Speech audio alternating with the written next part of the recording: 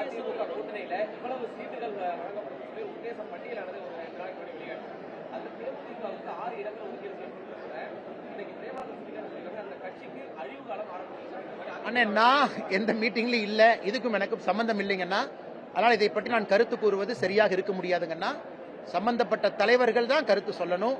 நான் அப்படிப்பட்ட எந்த கூட்டத்திற்கும் நான் செல்லவில்லை, பங்கேற்கவில்லை. என்ன நடந்துச்சு அப்படின்னு எனக்கு தெரியாது. அதனால் நான் கருத்து சொல்வது தவறாக போய்விடுங்கண்ணா.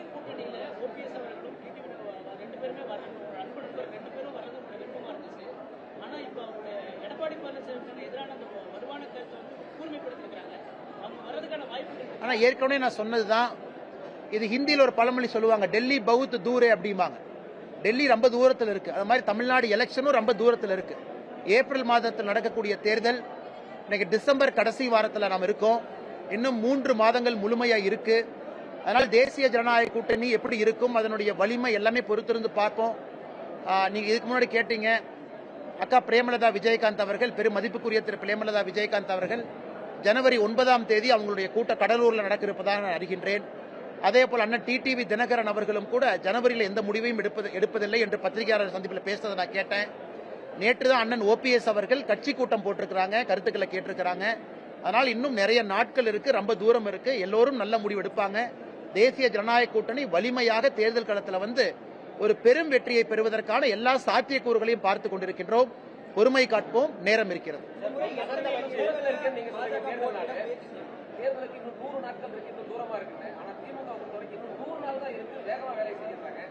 ஏன்னா தோக்க போறவங்களுக்கு எப்பவுமே அந்த பயம் வரும்னா, தோக்க போறவங்களுக்கு என்ன திமுகவை பொறுத்தவரை 100 நாள் தான் இருக்கு. அவங்களுக்கு அந்த பயம் இருப்பது வாடிக்கை தான், இயல்பு தான். எஸ்ஐஆரில் இருந்தே அவங்களுடைய பயத்தை நம்ம பார்க்கிறோம். 97 லட்சம் வாக்காளர்கள் நியாயமான முறையில் தேர்தல் கமிஷன் நீக்கி இருக்கிறாங்க. சில தவறுகள் இருக்கலாம். 6,41,00,000 பேர் வாக்காளர் பட்டியல் இருக்கும் பொழுது சில தவறுகள் நடப்பது சகஜம்தான். அப்படி இருக்கும் பொழுது தேர்தல் ஆணையம் முன்னின்று யாராவது 1-2 பேரு நியாயமானவர்கள் நீக்கப்பட்டிருந்தா சேர்த்திக்கணும். அது நடக்கிறது தான். 1-2 பெரிதுபடுத்தி இதை பாருங்க எப்படி ஆயிப்போச்சு, எஸ்ஐஆர் எப்படி ஆயிப்போச்சு, ஒரு பெரிய பூதத்தை கிளப்பி கொண்டிருக்கின்றார்கள். அதிலிருந்தே திராவிட முன்னேற்ற கழகத்தினுடைய தோல்வி பயம் நமக்கு தெரியுது. அவங்க இன்னும் 100 நாட்கள் ஆட்சியில் இருக்க போறாங்க, அவ்வளவுதான். கடைசி 100 நாட்கள். எப்பவுமே திருமணத்திற்கு பின்பு ஹனிமூனுமாங்க. இவங்க ஆட்சி முடியக்கூடிய லாஸ்ட் 100 நாட்கள் ஹனிமூனாக இவங்களுக்கு இருக்கு. அதனாலதான் திராவிட முன்னேற்ற கழகத்துக்கு அந்த பயம். 100 நாட்கள்ல அந்த ஆட்சி தூக்கி எறியப்படுவது உறுதி. மத உணர்வுகளை வச்சு அரசியல் பண்ற பாஜக தமிழ்நாட்டில் ஒருபோதும் வர முடியாது. தமிழக முதல்வர் ஸ்டாலின் சொல்லியிருக்காரு. அண்ணா, தமிழக முதலமைச்சர் திரு ஐயா ஸ்டாலின் அவர்கள், நீங்களே சொல்லுங்க, மத அரசியல் செய்யறது யாரு? நாங்க கிடையாது. கிறிஸ்துமஸுக்கும் வாழ்த்து, ஈதுக்கும் வாழ்த்து, தீபாவளிக்கும் வாழ்த்து.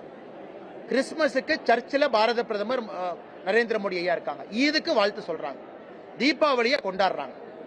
அவர் மத அரசியல் செய்யறாரா? இல்ல தீபாவளிக்கு வாழ்த்து சொல்ல மாட்டேன், கிறிஸ்துமஸுக்கு ஆளா போவேன், ஈதுக்கு ஆளா போவேன் சொல்றவங்க மத அரசியல் செய்யறாங்களா? தமிழக மக்கள் வெட்ட வெளிச்சமாக பார்த்து விட்டார்கள். இன்னைக்கு பாக்க கன்னியாகுமரியில் எப்பொழுதும் கூட இந்த அரண்மனை கிறிஸ்துமஸ் விழா நடப்பது சகஜம். எப்பொழுதும் தமிழகத்தினுடைய முதலமைச்சர் திரு மு.க. ஸ்டாலின் அவர்களே இதற்கு முன்பு நடந்த விழாவில் பங்கேற்றிருக்கிறாங்க. இந்த ஆண்டு திமுக போகல. ஏன் போகல? டிவிகேவை கூப்பிட்டுருக்கீங்க, தமிழக வெற்றி கழகத்தை கூப்பிட்டுருக்கீங்க அரண்மனை கிறிஸ்துமஸ் பெருவிழாவுக்கு, அதனால் நாங்கள் வரமாட்டோம்னு அவங்க 2 கிறிஸ்துமஸ் விழாவில் யாரு கேக் சாப்பிடுவாங்கன்னு டிவிகேவுக்கும் டிஎம்கேக்கும் சண்டை. அந்த பிளம் கேக் முதல்ல நீ சாப்பிடுவியா, பிளம் கேக் முதல்ல நான் சாப்பிடுவேன் நான். அது அரண்மனை விழாவில் நம்ம பார்க்கிறோம். அப்ப யார் எந்த அரசியல் செய்யறாங்கிறத நம்ம பார்த்துக்கணும்.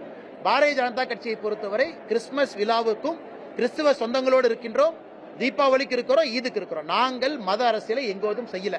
கிறிஸ்துமஸ் விழாவை யாராவது இந்த மாதிரி பண்றாங்கன்னா கூட அதையும் நாங்கள் கண்டிக்கிறோம். அப்படி இருக்கும் பொழுது முதலமைச்சர் எங்களையே மத அரசியல் எப்படி சொல்ல முடியும் நீங்க கேளுங்க.